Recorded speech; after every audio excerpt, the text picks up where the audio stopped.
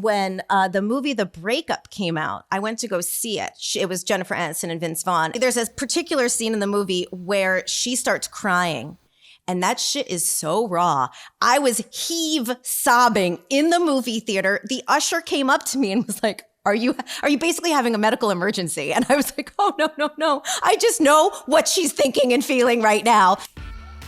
And welcome back. You are listening to Hysteria, the podcast with an endless supply of napkins in the glove box. Alyssa, how many different restaurants' napkins do you have in your glove box? Honestly, so many. That was one of the funniest things you've ever come up with, Erin, because my car is full of napkins from random places across Columbia County. It almost feels, I've got them from across the country. I'll sometimes open up my glove box and I'll be like, oh, I remember when we stopped at that place in Kansas like 2 years ago. Huh.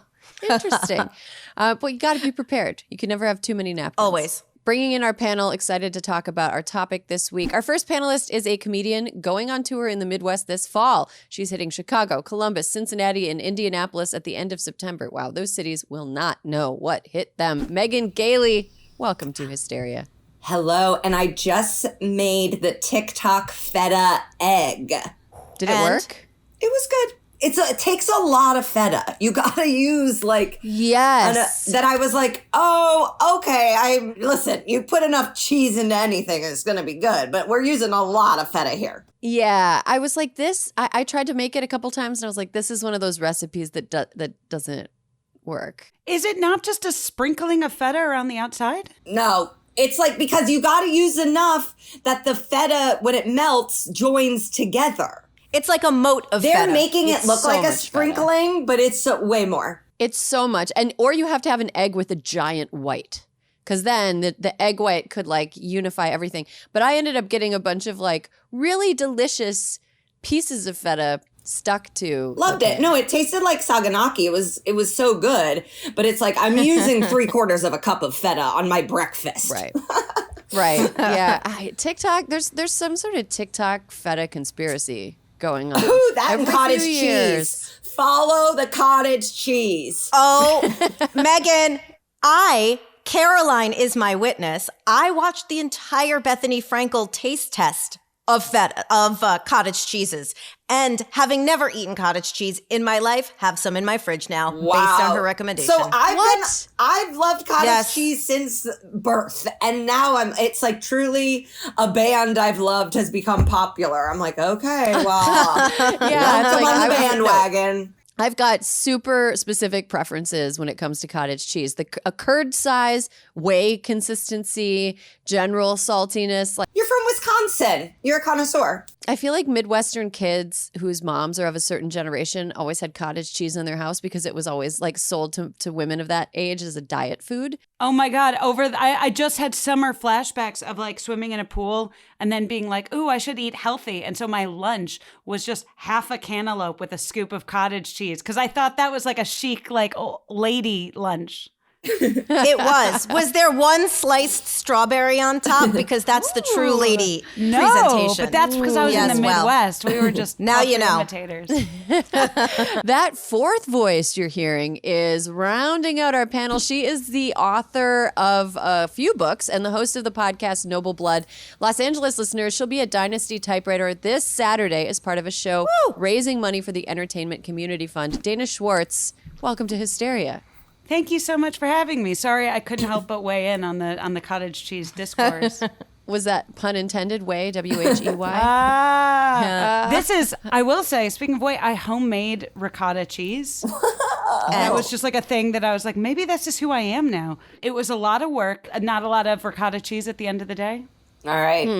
Can you tell we're on strike? That we're really circling back to making things in our house. Oh, man. Every time I get an email from the WGA, I'm like, this is going to make me mad. And it does. It does. I'm so desperate for a sense of purpose. I've become someone who... Yesterday, I baked bread. I'm baking bread today.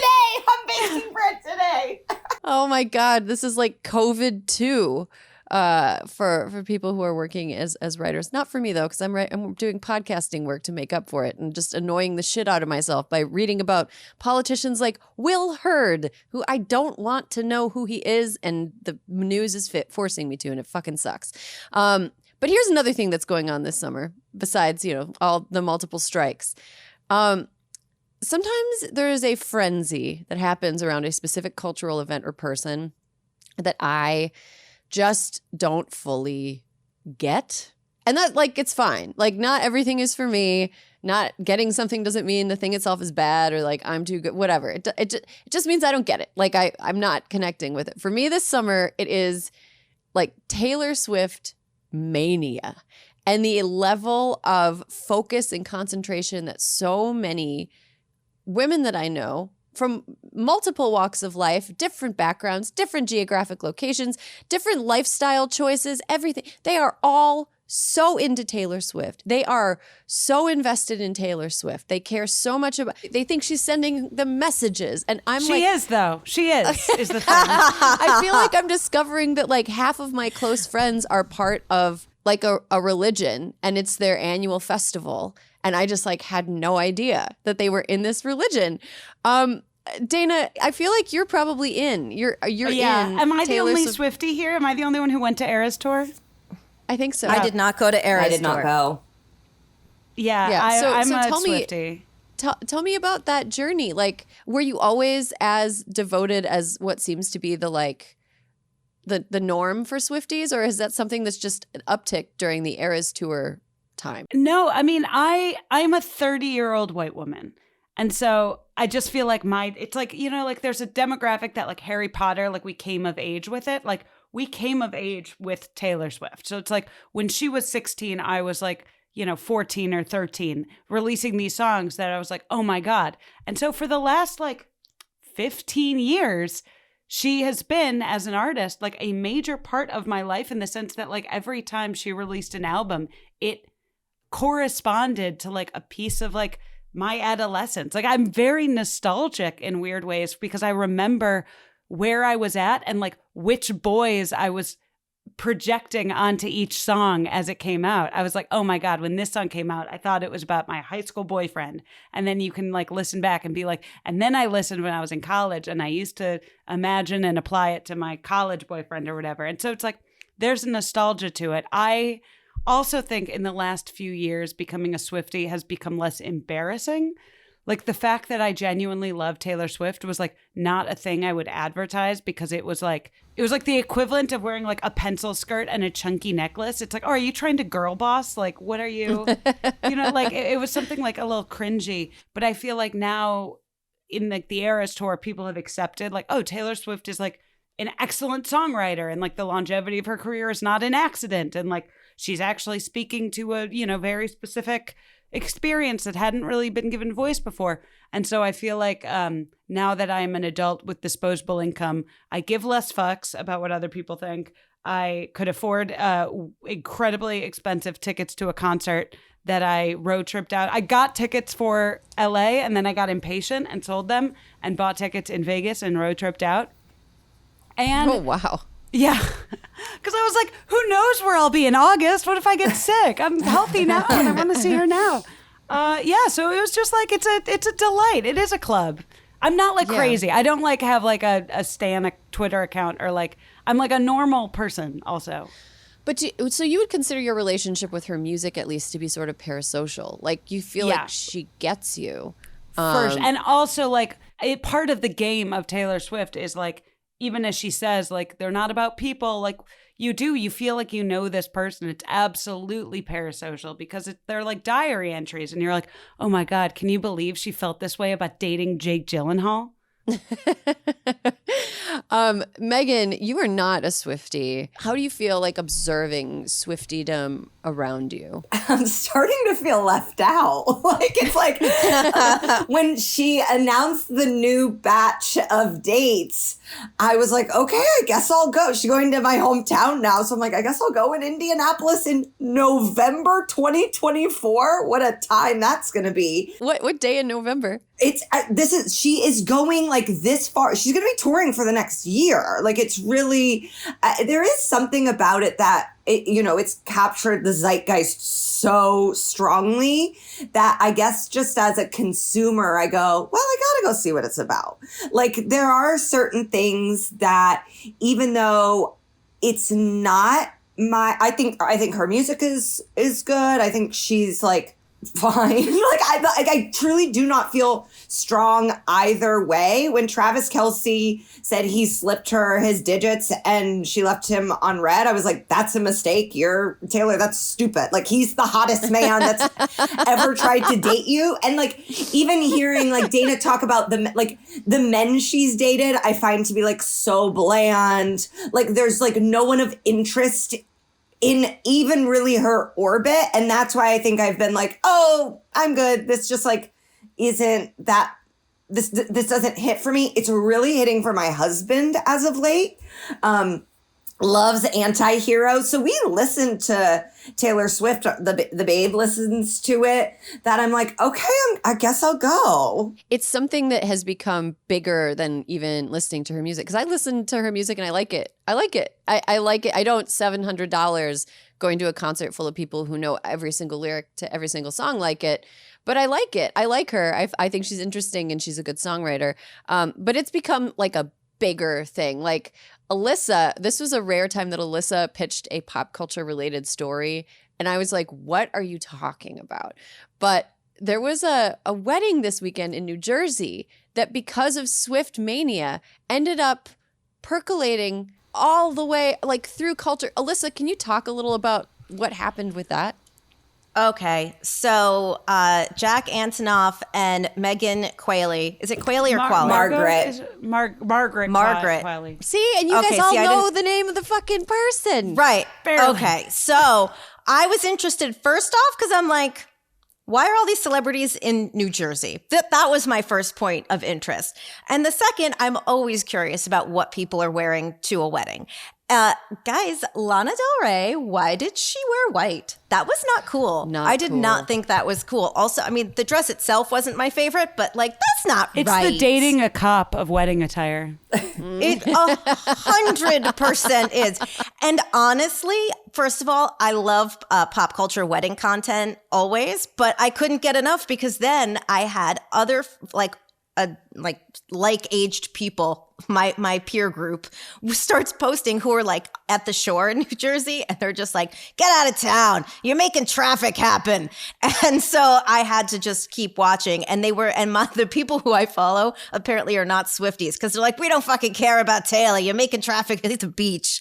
And so that is why I followed their wedding, because I wanted to see what Taylor was going to wear and who else might show up. Also, love Andie MacDowell. I mean, love Andie MacDowell. I wish there had been. Love Andie MacDowell. The thing is, I didn't even know about this wedding until after the fact, and I had a friend who was at the wedding.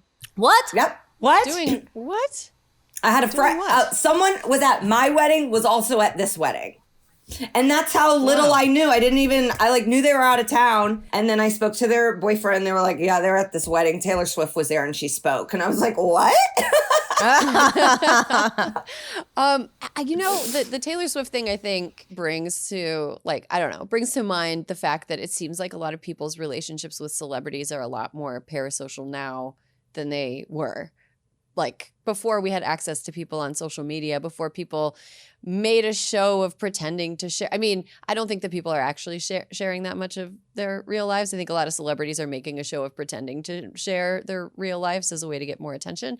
But like, parasocial relationships with celebrities have, always kind of existed. And Megan, you don't have one with Taylor Swift, but I'm sure you have one with some celebrity. Oh yeah, some of them not even celebrities. Like, there's I saw a retired Colts player and offered him a kidney and started to weep, and like, he's not even that famous, not famous really at all. If I saw Cher, I'd throw it all away for anything she needed me to do.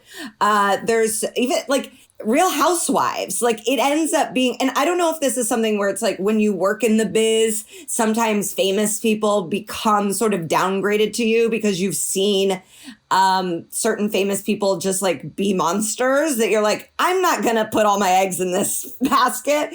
But it's like, when I see, I got like a cameo. I mean, even the fact that Cameo exists is such a parasocial thing, to be like, Countess Luann will record you a message. I'm like, yep, I need it. Yeah, for the housewives, for athletes, I go hard. Well, I actually think, a lot of the conversation about parasocial relationships it centers around like women's relationships with celebrities. And I cannot think of anything more parasocial than listening to an NFL podcast during the off season when they're not even at training camp. Like, and Megan, you're raising, I mean, but men do it all the time. And it's never like, is it okay that they're having parasocial relationships with like the coaching staff of their favorite team? And like, I'm very, very obviously kind of throwing shade at my husband who listens to Steelers podcasts year round. Yeah. I mean, there's this sort of like sexism in the way we bifurcate what it is when men have a parasocial relationship with a celebrity and what it is when women have a parasocial relationship with a celebrity. I just wanted to, flag that. Dana, do you have parasocial relationships with other celebrities besides Taylor? I think authors, like there's something very specific for me. It's less about the celebrity and more about feeling like you're hearing them talk directly to you. So I feel like I have a parasocial relationship sometimes with authors, sometimes with podcasters. I mean, for that reason, because you're hearing them joke around. And Taylor Swift specifically, I think she's very good at obviously, it's incredibly curated, but she makes it feel very authentic, where even if these stories are completely made up, like these anecdotes from relationships, like they're metaphors or whatever, like she makes them feel in the details so specific that you're like, oh, she's telling me about this bad relationship she had or this good relationship she had. But for the record, I would never go to someone else's rehearsal dinner to try to get a glimpse of the celebrity. I would just pay $600 for tickets to get a glimpse of her. Alyssa, how about you? Do you have parasocial relationships with celebrities? So I feel like my most meaningful parasocial relationship was from the early 2000s until about 2007 or 8. I had dated someone who was very bad for me, very, very bad for very many years. And I knew that we should break up, and I just didn't have the wherewithal. And I had been following Jennifer Aniston and Brad Pitt's relationship closely for quite some time. And when she and Brad took that trip to Anguilla and he had the trash sweatshirt on, you guys are all probably too young to remember this, they came back and they broke up.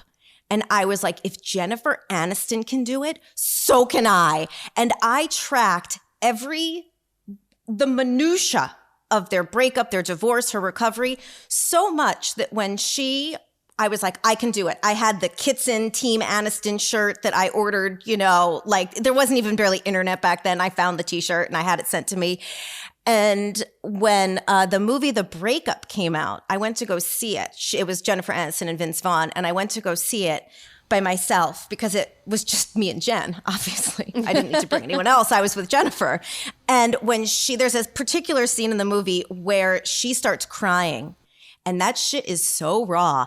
I was sobbing in the movie theater. The usher came up to me and was like, are you basically having a medical emergency? And I was like, oh, no. I just know what she's thinking and feeling right now. This is like, I was so overwhelmed. And like, I could never meet her in real life because of that whole scenario. Like, I thought that she was like, I didn't think she was my friend, but I was like, if she can do it, I can do it. If she can do it, every time when she started dating John Mayer, I was like, girl, you go. And then he did her dirty. And I was like, fuck that guy.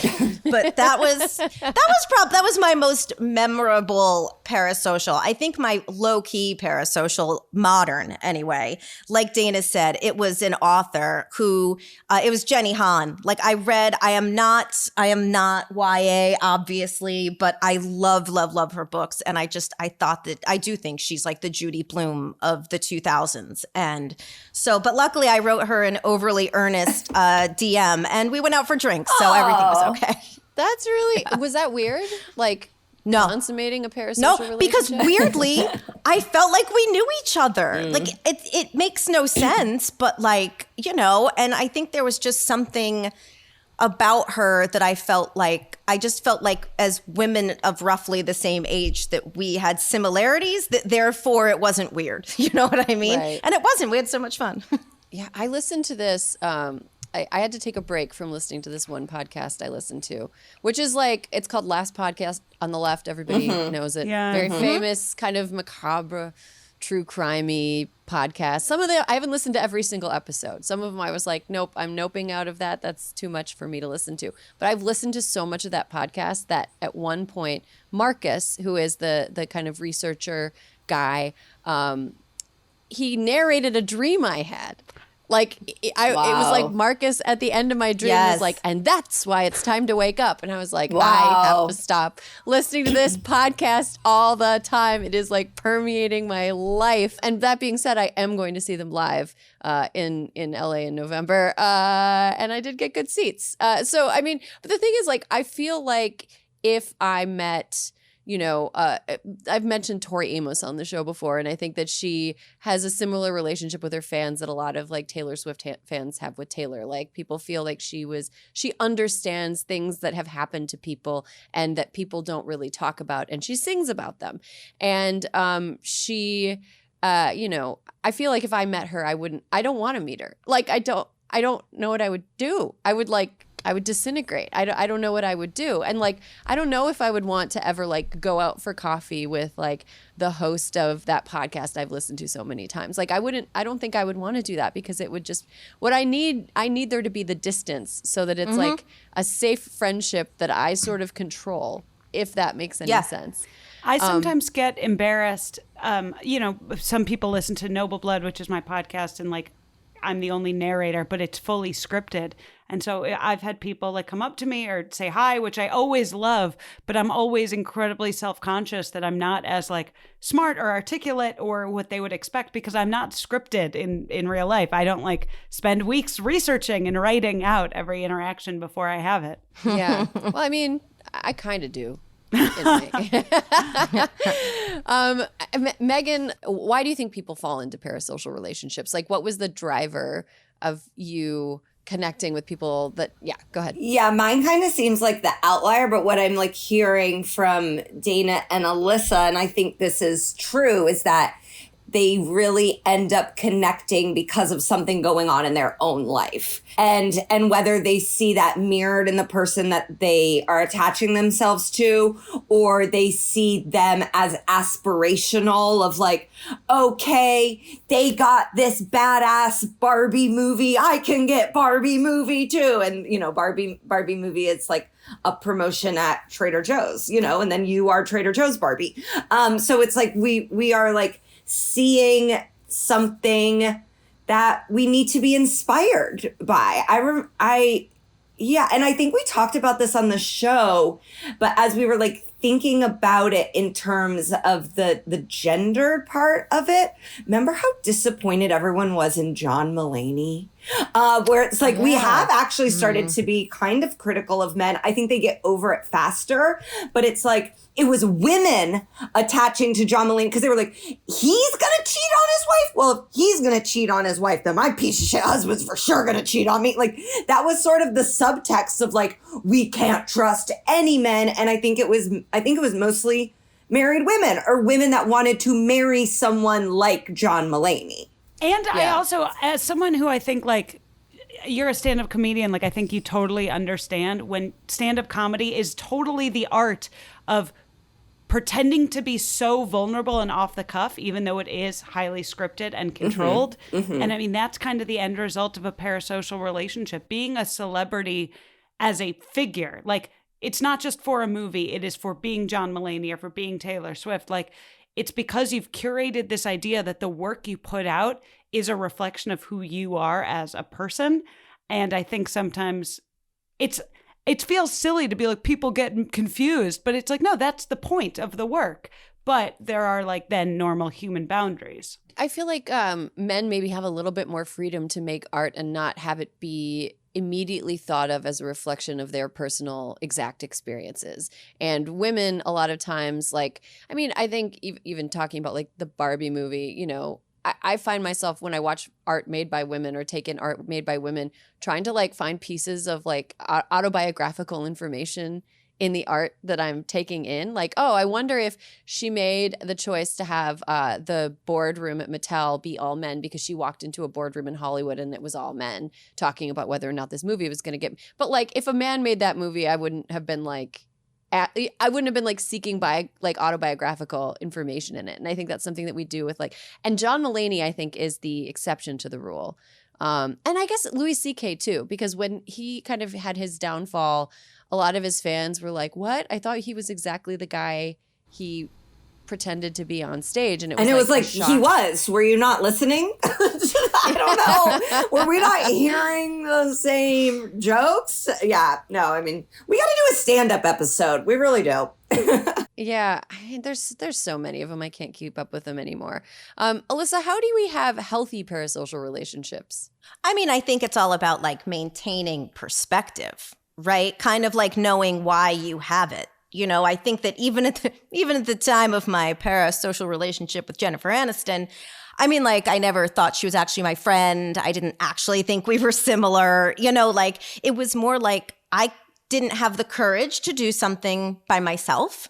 So I attached to her because she kind of like dragged me through it, something I knew I needed to do. You know what I mean? So I think it's like a bit escapist and it's aspirational and it's like you just need to know. Like, I mean, I think the good thing is if I had ever seen her in person, I would have hidden behind a curtain. You know, like I wouldn't have like tried to make out with her. I would have been like, oh my God, it's her. Do you think she knows what I've been doing all these years? Alyssa, you know that she was backstage at a I know. show. Yeah, I think she would want to meet you. I think she would think you're really cool.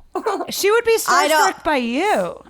Oh, you guys, you know what? Do you remember growing up the ILAC sign? I am a loving and caring person. Yeah. You just made my ILAC sign full. I don't have to pull any pieces off of it today because someone hurt me. My ILAC sign is fully intact. Thank you so much. Oh man, Jennifer Aniston, if you're listening, please DM Alyssa and let's get this going. Let's get this friendship started. Something that I find kind of interesting. Like Megan, you touched on it, but we work, in entertainment, and all of us have, or in something adjacent to entertainment. Like Alyssa, you are around famous people. We've known them. Some of them are cool, some of them are not. What I've found super interesting since I've been in like news, entertainment, media, is that I will sometimes encounter somebody who a lot of people have a parasocial relationship with. Mm-hmm. And the person, when I encounter them, I'm like, oh man, these people cannot know that you're a loser. This person sucks. And sometimes I'll see gossip about like a person that I like had a bad encounter with or like had a bad run with. And I'm kind of like, oof, yeah, no, this isn't. And I wish there was like some sort of like parasocial relationship debunking. Dumas of like, hey, this person's a dork in real life. But it happens so dangerous. It happens on the flip too. I got sun poisoning when I was on spring break with my parents when I was 15, and the only thing playing in the hotel room was Joe Dirt. And so I watched Joe Dirt for like 5 days in a row, and then David Spade became my boss, and he was so amazing and so fun and so kind, and like would come up to me and be like, pajamas at work again, like making fun of me to my face. And I was like, I cannot believe Joe Dirt is even better than I thought he was gonna be. Well, there you have it, Joe Dirt, even better than you thought. Dana does not give a fuck if you judge her for being a Swiftie. Alyssa, about to be best friends with Jennifer Aniston, and me, I need to listen to fewer true crime podcasts for my own mental health. Not even true crime podcasts. That one true crime podcast, I need to listen to it less.